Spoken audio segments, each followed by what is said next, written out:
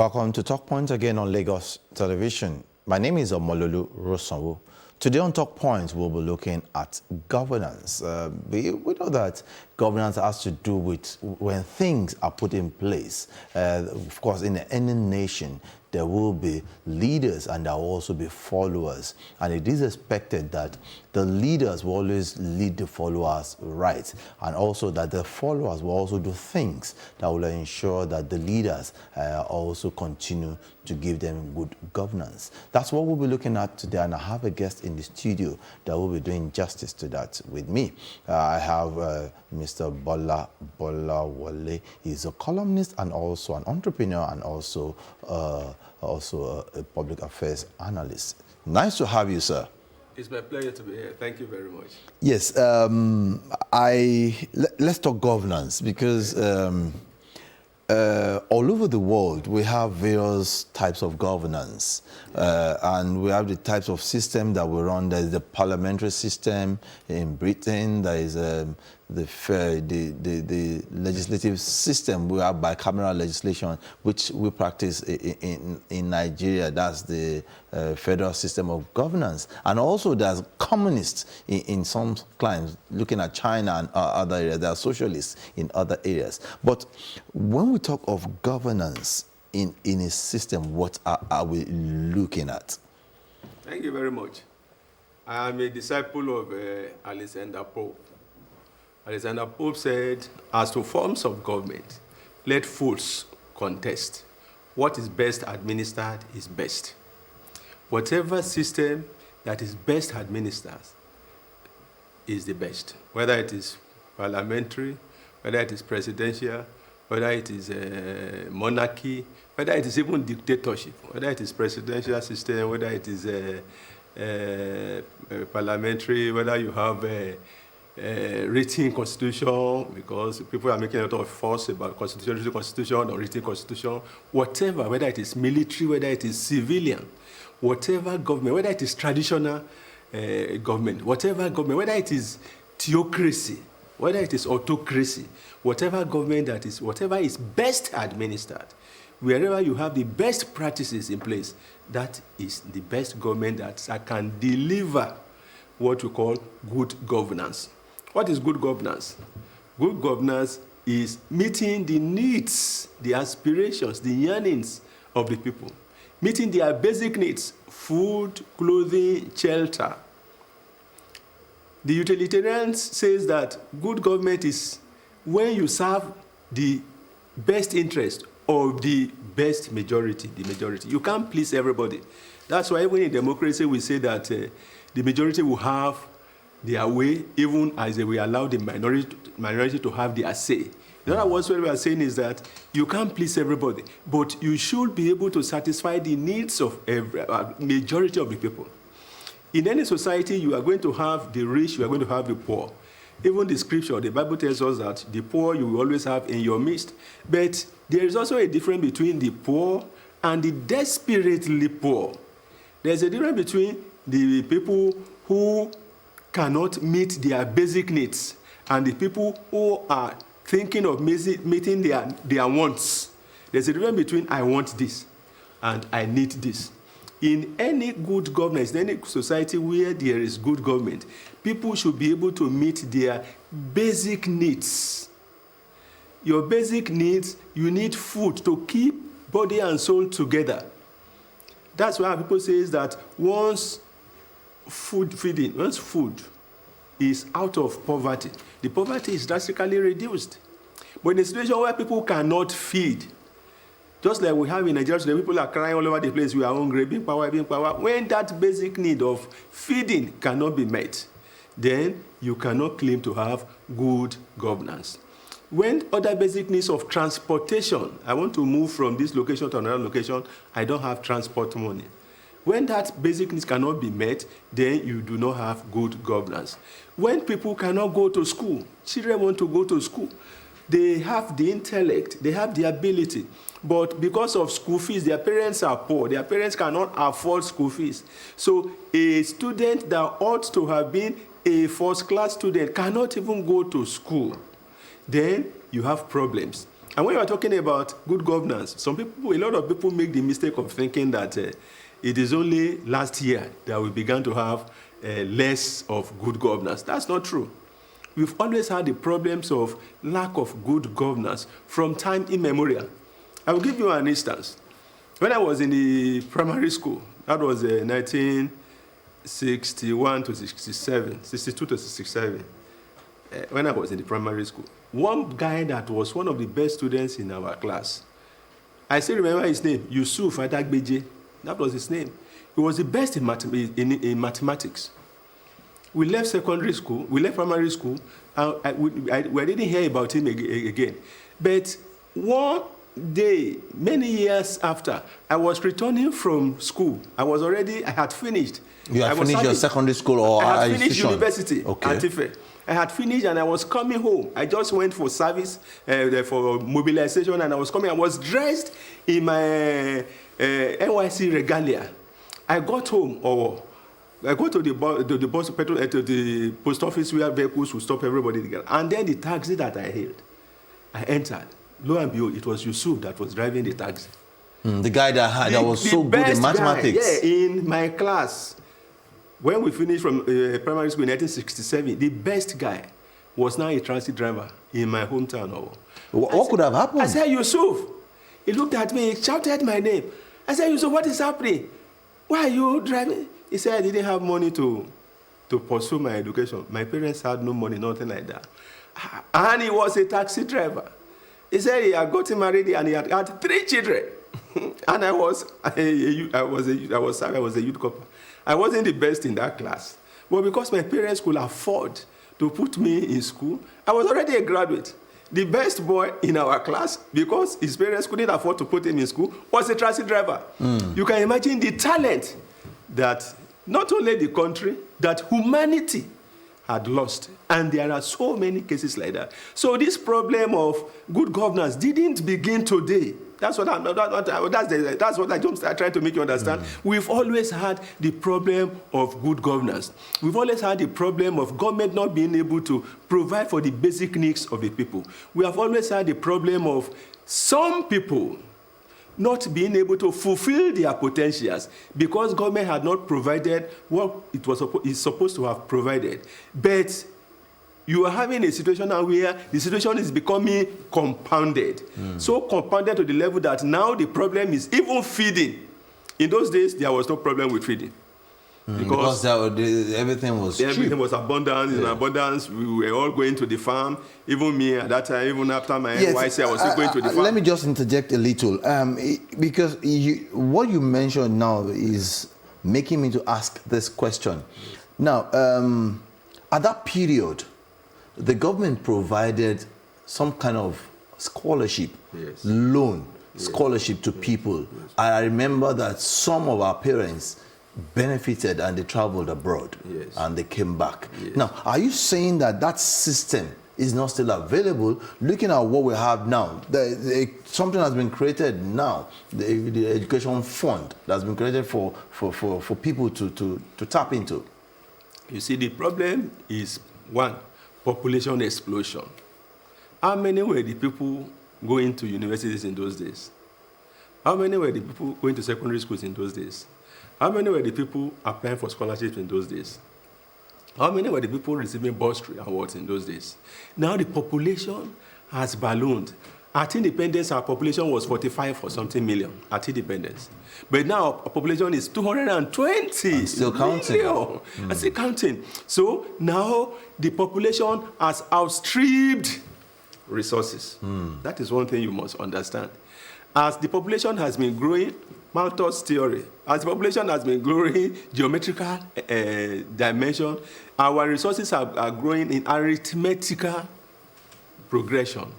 So resources can no longer meet demands. The demands now have ballooned because of population. That is one. Number two is that the resources that we even have now, instead of us applying them in a justifiable manner, we are not applying our resources the way they should be applied. Corruption is taking much percentage, a lot of the percentage, high percentage of the resources that we have. And we are not multiplying our resources at the same rate as we are multiplying our population. It's easy for a single person, like we saw the other time when a senator brought his 4 wives and 27 children to the chambers of the National Assembly and said, these are my wives. And these are, I have 27, and I'm still young. I'm still going to have more. A single person, 4 wives, 27 children. And there are so many of them like that. Are those ones, are they not the ones also indirectly adding to the problems of population, let me put it that way, in Nigeria? That is a population explosion. In the sense, there was a government that tried to do something about it. They say one wife, 4 children. But did we even implement it? Was it implementable?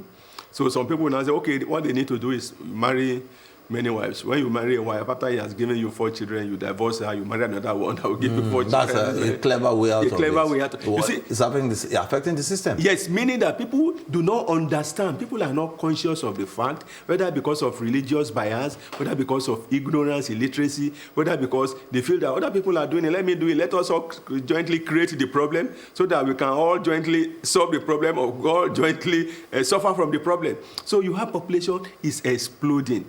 Many of the people who are giving back to these children are the people who cannot take care of them. You see, like a different thing. If you are giving back the children, you can take care of them. Like the senator that came and said with 27 children, he can take care of them with our resources.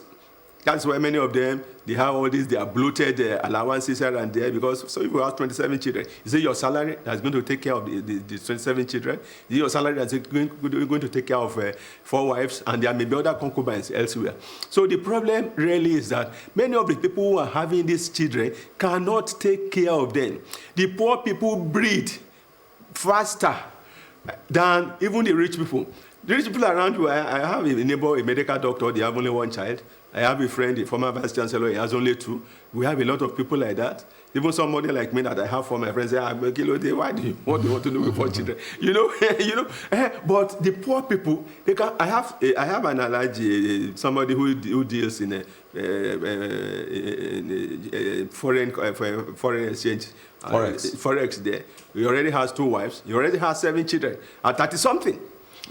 Yes. So these are the people creating the problem. It's bordering possibly myself and other Nigerians that they may be thinking in the same thoughts that I have. Why is it that those that are less privileged or the low in the society are the ones producing more children?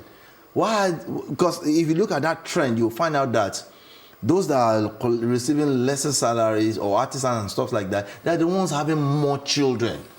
And they will still add to the population. And somebody that is a graduate will just have maybe 2, 3, or 4. But they're going out there to have 4, 5, 6, and they're still not stopping. Why is it always skewed in that direction?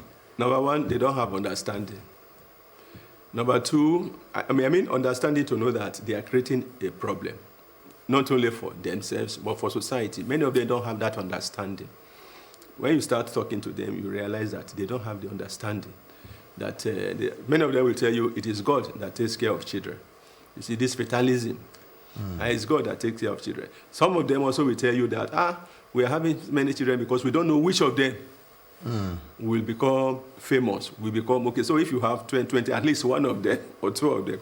You see, in those days when we were growing up, our fathers will have 2 wives or 2 or 3 wives or 4 wives. They will only train 1 child from each mother. So the one that is trained from this mother will be the one that will train the other people, the other children, coming after him or her. So if you have a mother that is not very lucky to have a child that is very bright, that they can send to school, can come out quickly, and begin to train the others, that family will go down. But then the mother that has a child that is up and doing, we train the other siblings. We have a case like that. We have cases like that where he's the first child now that went to school. Those days it was easy. You leave secondary school or teacher training, you get a job. Then you begin to train the others. You find out that the others you train will now go to university. You that train them, you'll not be able to go because you are busy training them. Yes. So it is that mentality. So some of our grandfathers, our great-grandfathers were into farming. some into trading. And at that period, they had 2 or 3 wives. They would say that it's because they want them to help them on the farm. Yes. Yes. That culture is no longer there, because those that have children now, they're not taking them to the farm, are they? Nobody goes to the farm again. That's what I'm saying. My father had a farm, even though he was a merchant, he was a trader. But they also had a farm. You had people working in the farm. You plant your cocoa, and then underneath the cocoa, you plant yam, white yam, yellow yam, you plant maize, you plant everything like that. You plant fruits and things like that. So you can always go to the farm. My mother was a petty trader. She was every market day she would cook rice, beans, and things like that people would buy, and then she was selling provisions. She had farms. So during holidays, I'll follow her to the farms. We'll go to the farms and things like that. But nowadays, my children have never stepped their feet into any farm. Now, I don't know. I'm not sure my children know how yam. whether it is. Some even claim. Yeah, I heard somebody was saying yam grows on the tree. I was surprised. They will tell you, is it not like mango? They see mango. Yes, it's like mango. You plug it like you. Are we not adding to this problem? Because if your children, from what you have said now, do not know about farming, and they are not ready to go into mechanized farming, and I'm not there. I'm not there, and you're not there. Yes, so are we not adding to this problem of food scarcity? That is the problem. We all stay in the city. This rural urban migration had a lot of problems, dimensions of rural urban migration. We are all in the city. We are all putting on coats. Like if a fella said, animal they put on suit. We are now putting on suit. We are now putting on everything now. We say, and we are expecting food. Where is it going to come from? Who is going to do the farming? Our parents that used to do the farming, they are dead. They are gone. Even Coco, go to the rural areas now. Go to the southwest now. You see the cocoa trees are dying. They are not replacing them. Nobody is doing anything about them. And the government that should introduce mechanized farming, they are busy going to Abuja, collecting allocations and spending it. Once they get the allocation from Abuja, they have enough for their security vote. They have enough to take care of their needs. They are okay. So whatever remains is what they just spread across and things like that. Nobody is doing anything to increase IGR. Nobody is doing anything to make people go back to the farm. You see, and we are not showing good example. Good governance starts with the leaders showing good example. You must lead from the front. But our leaders are not doing that. I remember I told the governor, I was consulting for him at that time, I said, Excellency, all these expand space that we have in the government house, wasting away where we are parking cars, we just say like, they should go and mow the lawn, and you want it to be green. I said, sir, let's till it and begin to plant yam, plant all the food we are eating in this government house. We can plant the food here in this government house. We can plant them. He said, sir, when you become governor, go and plant cassava. That was what he told you then. Yeah, he said, but me, this is what I want to do. You see, I have another governor too that wanted to build a flyover in a place where there was no go-slow, no traffic. That one is meant as siphoning money. I said, Excellency, I said, why don't we go and put this money in rice? The state of that governor is noted for one rice like that, our local rice. He says, when you become governor, go and plant rice. This is what I want to do. You see, somebody came and told me, say, Bola, you don't understand. Just like you were saying now, that it's some of these projects that, but in his own case, he didn't say that he wanted to siphon money. He said he wanted to make history.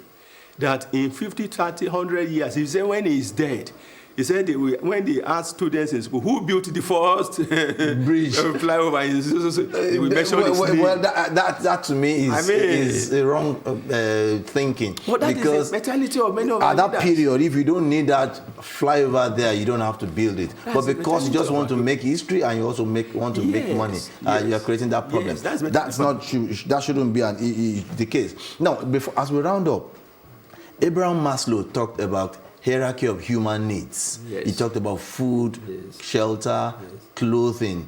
Yes. What are our expectations from the government, for these things to come to fruition? Government should lead from the front.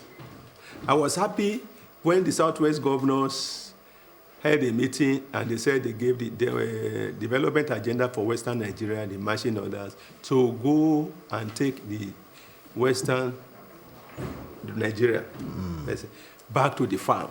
that they should go and bring a blueprint that will make our area self-sufficient in food. In the days of Awolowo, this area was self-sufficient in food.